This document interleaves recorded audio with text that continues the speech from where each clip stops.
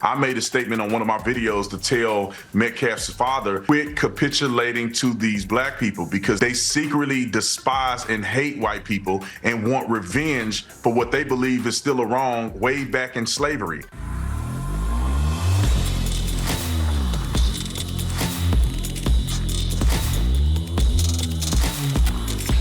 Stunning developments in a tragic story out of Texas that grabbed attention across America. I'm talking about the fatal stabbing of 17-year-old Austin Metcalf at a Frisco, Texas track meet, allegedly at the hands of 17-year-old Karmelo Anthony. Now, since the incident on April 2nd, details and events surrounding this story have been unbelievable. Here's the latest. Jeff Metcalf, Austin's father, was targeted by a swatting call last night. Frisco police say officers responded to a gunshot call at Metcalf's home. No one was home at the time, but Jeff arrived 5 minutes later. All of this happening after that despicable scene yesterday where he was escorted by police out of the press conference held by Karmelo Anthony's family. My next guest has been following all of these developments closely. He's former Tucson police officer and host of the Officer Tatum Show. It's Brandon Tatum. Brandon, thanks for being with us here today. You've been following this story closely. It only seems to get more wild and, quite honestly, more abhorrent by the day. Yeah, well, thank you for having me on. And it is very despicable what we've seen so far. And it just speaks to the underlying underbelly of racism that still exists in this country, perpetuated by black people, in my personal opinion. I made a statement on one of my videos to tell Metcalf's father, quit capitulating to these black people because they do not want to be your friend.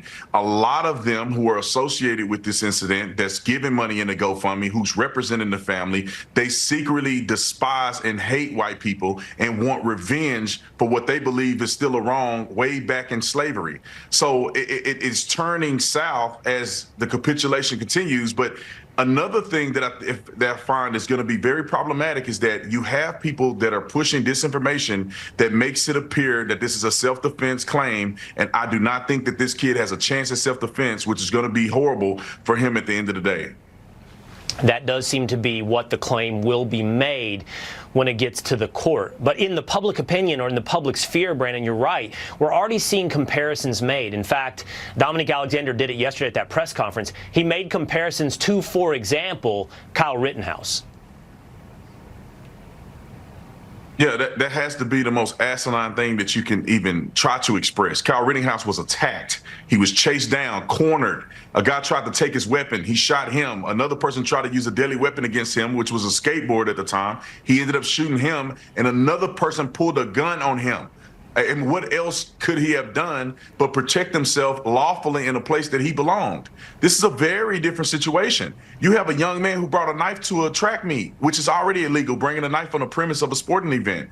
And then you have the person, obviously, with the evidence that we have so far, is premeditating a stabbing because he has his hand in his bag and he's telling them, touch me and see what happens. You only need a split second to develop premeditation. So if you have a plan that you're going to use a weapon against somebody before you use the weapon, that's premeditation. And not utilizing equal force against a person is another uphill battle for him. Someone pushing you does not necessitate you to use deadly force against them. In no world is that legal, especially not in the state of Texas. Let me ask you a question, in your opinion, Brandon, of Dominique Alexander. That press conference, I think we both agree, was absolutely appalling. He managed to butcher not just regular English grammar, but he managed to butcher the facts, for example, of Kyle Rittenhouse case. How does someone with not just his inabilities, but his criminal record become a voice in the public eye for someone like the family of Karmelo Anthony?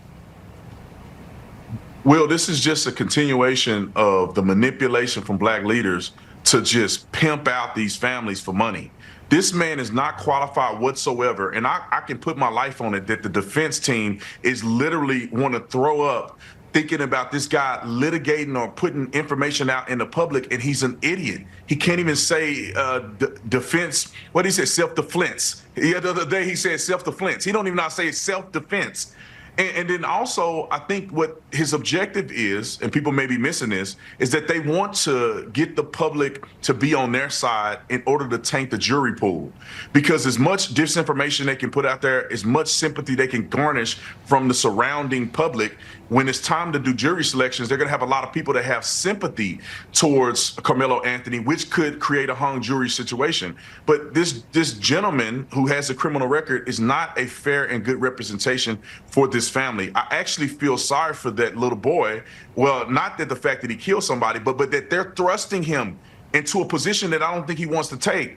Karmelo Anthony should take a plea deal, because anybody that's thinking he's going to win in a defense claim in court is in for a rude awakening. And it's just very sad, this whole thing. One kid is dead. It's very sad. Another kid is going to probably spend his rest of his life in prison. And then you have these people pimping the family out to make as much money as they can and leave them high and dry at the end of the day.